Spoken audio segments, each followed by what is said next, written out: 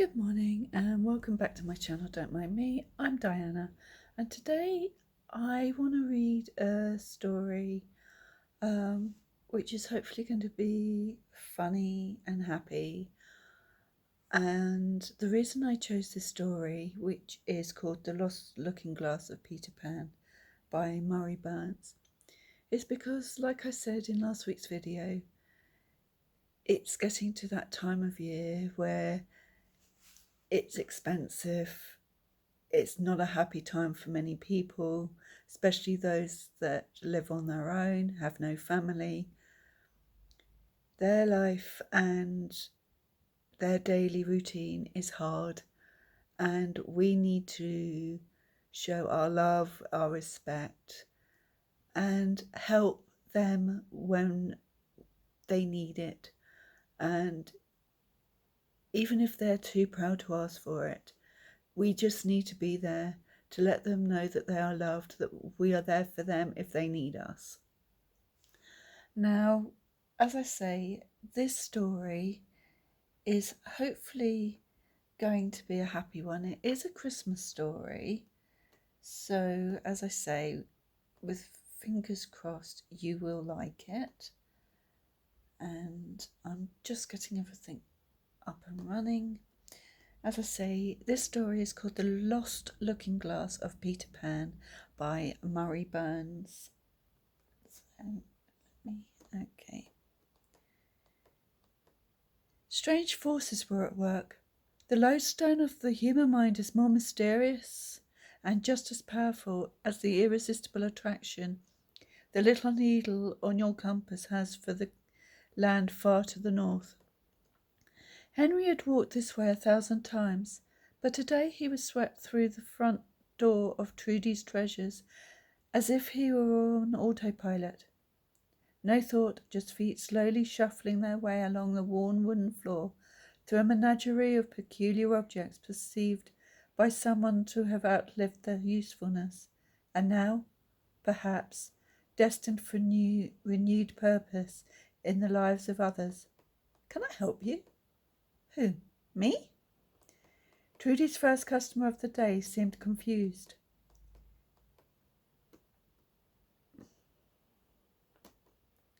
Yes, if you have any questions, I'll be here.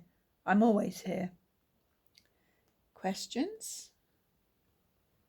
Had the gift of speech not eluded Henry for the moment, he might have inquired as to where he was and why he was there. Music boxes, Christmas ornaments, baby cribs, shoes, bonnets, dolls, bikes, bowls, caps, an army of figurines, beer signs, anything that had once served mankind had found their way in onto the packed shelves of Trudy's. Henry strode up and down the aisles without noticing any of it. But then that magnetic force thing stopped Henry in his tracks. It wasn't his reflection peering back at him from the clouded mirror framed by hand-carved oak. It was Henry, from a time the years had buried and Henry could barely remember. The image of a 6-year-old boy with dishevelled hair and a mischievous grin stirred his memory and touched his heart. What had become of that little boy? What is that, Henry? It's a mirror. It would look nice in my office. What? Why would you want that ugly thing in your office? Henry wasn't sure. And where did you get it? Henry didn't know that one either. Please don't tell me you paid for that thing. Martha had stumped him again. Long after Martha had gone to bed, Henry studied the face of the little boy in the mirror, in the dim light of his small office, and finally he remembered. The carefree moments of play, the wonder of all things seen for the first time, the ability to imagine and dream. The life of a child. The boy's smile grabbed hold of him, jumped from the mirror and onto his face, never to let go. Time could no longer erase the memory as the magic of the mirror dusted off the years, and Henry's smile matched the grin in the mirror. Henry was still Henry. "Good morning, dear." Martha had not heard that tone for years. Her husband seemed different. "What are you so happy about? What day is it?" "Are you okay, Henry? It's Thanksgiving Day." "How could you forget that? Oh, and happy Thanksgiving." "Thanksgiving? Oh my gosh. I've got to get going on my list." "List? What list?" My wish list. Christmas is only a month away and Santa is coming. I better get moving." A very perplexed Martha watched Henry hurry off to his office. Henry thought and wrote with great excitement. A new sled. A battery-operated robot. A nerve gun that shot Nerf bullets. A Candyland game. Plastic dinosaurs that could fight each other. A dump truck that actually dumps stuff. Electric train with engine that blows real smoke. Henry looked up and saw the mirror hanging on the wall next to his desk. He stood and saw the little boy looking back at him. Henry was happy to see him again. "Yes, Dr. Barnes, he believes in Santa." "What do you mean by that, Martha?" "I mean what I said. My husband believes in Santa Claus." "No." "Yes, he thinks Santa will be coming at Christmas. He spends hours working on his wish list." The good doctor had known Henry for years, and it was difficult to take Martha's call seriously. "What's his position on the Easter Bunny? Or the Great Pumpkin? The Tooth Fairy?" After coping with Henry's rediscovered belief in the jolly old elf for more than a week, Martha was not in the mood. "Damn it, Doctor, my 54-year-old husband believes in Santa. This is not funny." Henry's co-workers were likewise befuddled. "Well, it's a little funny." "Fred, what kind of cookies do you put out for Santa on Christmas Eve?" "Huh?" "I usually do chocolate chip, but this year I'm going to put out some peanut butter cookies. I think Santa will like the change." "Huh?" "And I'm worried the milk will get warm. How do you get the milk to stay cold for Santa, Fred?" "Huh?" "And the reindeer. Don't forget about the reindeer, Fred." "Marvin, have you noticed anything unusual about Henry lately?"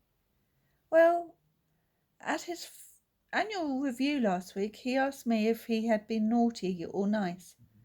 That seemed a little odd." The body of a man and the mind of a child provided some good entertainment for the neighbours. "Susan, come here and check this out. Henry's building a snow fort in his backyard." "Oh my God, Tom. Yesterday I saw him sledding by himself on the hill at the city park. I think Henry's lost his marbles." "I hope it's not dangerous. Where are the children?" Martha bounced around from confused to annoyed to compassionate. The sight of Henry on his knees, leaning into the fireplace and peering up the chimney, touched the heart. They'd been together since high school, and now the love of her life, in layman's terms, had gone woo-woo. "How in the world does he get down the chimney, Martha? The guy's amazing, and with all those toys." "I'm at wit's end, Susan. Last night he asked me where his jammies were, and this morning he put Hershey's syrup on his pancakes. He came home from work wearing a cowboy hat." "That is pretty weird, Martha. I've heard of the midlife crisis, where a man tries to revisit his early years, but it seems like Henry has gone back a little too far. I didn't want to tell you this, but last week he showed up at our door and asked Tom if he wanted to come out and play." Martha suspected it wouldn't be long before Henry's behaviour went beyond the neighbourhood and workplace. The line in front of Santa's village at the mall moved slowly, and Henry was growing impatient. "What are you asking Santa to bring you?" "I want him to bring me an electric train, one that shoots real smoke out of the engine. My name is Henry. What's yours?" Deep within the heavy jacket, stocking cap, and colourful wool scarf, a little boy was struggling to come up with the appropriate response. "I'm Willie." Are you here to see Santa?" "You bet. This is my third time. I keep changing my mind. I don't want to ask for too much. Sometimes it's better to ask for just one special thing to make sure you get it. The image of the 6'2", 195-pound Henry perched on Santa's lap will long be remembered by all who witnessed the event. As fate would have it, TV6 was doing a story on the Christmas shopping rush, and Henry made the 6 o'clock news, the national news. Here's an interesting story out of Cleveland, Ohio. A 50-year-old man was seen sitting on Santa's lap at a local mall, apparently telling him what he wanted for Christmas. Our own Jay Larson caught up with the man after his visit with Santa.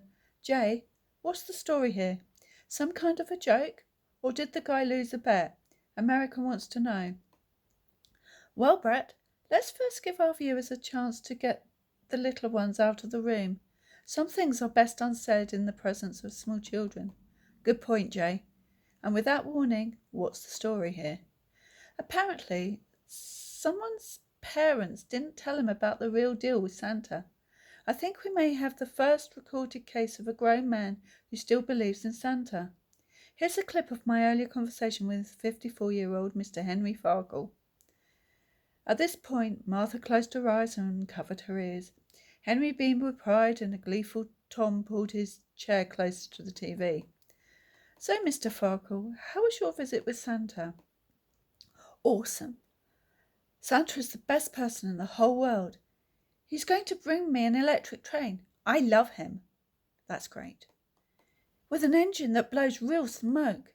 How nice. So, Mr. Farkle, I have to ask you, do you still believe in Santa Claus? What do you mean, still? I mean, most people stop believing in Santa when they're 6 or 7 years old. That's silly. Who do they think brings them their presents? Jeez. Martha reflectively turned the TV off, put her head in her hands, and moaned softly. Tom and Susan, along with millions of people in their homes, at bars, and in airports throughout the country, were laughing hysterically. Life would never be the same for Henry and Martha. Hi, Mom. Martha, what's with that goofy husband of yours? Santa? Oh my God, I told you not to marry the guy. Martha felt like she was wearing a kick me sign on her back whenever she went out. Look, Gladys, her husband's the one who still believes in Santa. I saw your husband on TV last night, Martha. Enough said, giggles and smirks everywhere. At work, Henry garnered a company record 4 reprimands in 1 month. 1 for sailing paper aeroplanes across the office, 1 for putting a fake snake in Nancy Martin's lunch bag, and 2 for firing spitballs into Fred's cubicle. On the home front, he regularly played ding-dong ditch on Tom and Susan, and short-sheeted his Martha's bed to the growing annoyance of his early-to-bed wife. And, of course, the relentless revisions to his Christmas wish list continued. Martha was reaching her breaking point. No plan of action derived from additional calls to Dr. Barnes, and occasional visits to the 24 Chapel at St. Mary's yielded no miracle. She tried reasoning with her husband. Henry, you have to know that reindeer can't fly. Oh, yeah? Well, then how does Santa deliver presents all over the world in one night? You've got to think this thing through, Martha. Martha gradually understood she was now married to a man with the world view of a 6-year-old. The contrast could not have been greater. The elderly, austere Father Hanley delivering his soul-saving homily from a lectern with a receiver or a remote-controlled gag sound machine set to barnyard chickens cleverly concealed inside. Henry eagerly awaited the moment. Bark, bark, bark, cluck, cluck, cluck, cluck, bark, bark, bark. Never in the history of gatherings of people had so many tried so hard to contain their laughter. And there had never been a more mortified priest than poor Father Hanley as he struggled to comprehend the moment. After church, Martha expressed her displeasure over this sophomoric stunt. That was bad, Henry, really bad. During Mass! You've been doing a lot of strange things lately. They have been childish and silly, but not harmful until today. That was bad, Henry. Henry felt like a scolded child, which he was. The last thing Henry would ever want to do would hurt Martha. Father Hanley immediately suspected Henry was the culprit when he fell out of his pew and rolled around in the aisle in a fit of unrestrained joy. He pulled Martha aside after Mass. Martha, I think your husband was the one responsible for that childish and disturbing prank.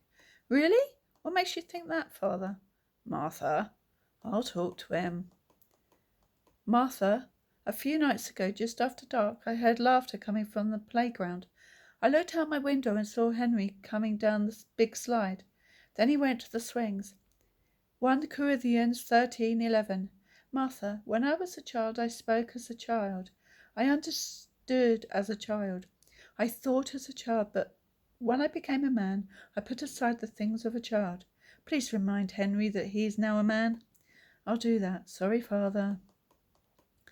But strange forces were again working their magic. For the first time since the momentous change in Henry's behaviour, Martha felt conflicted. The episode in the church was certainly regrettable, but the thought of Henry flying down the big slide brought a smile.